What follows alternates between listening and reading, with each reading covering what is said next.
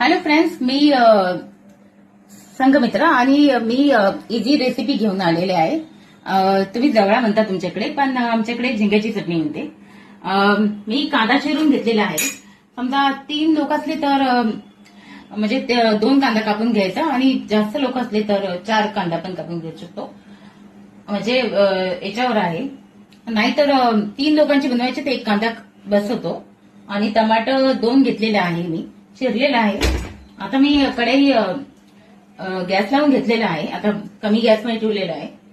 तर आता मी त्याच्यात हे टाकणार.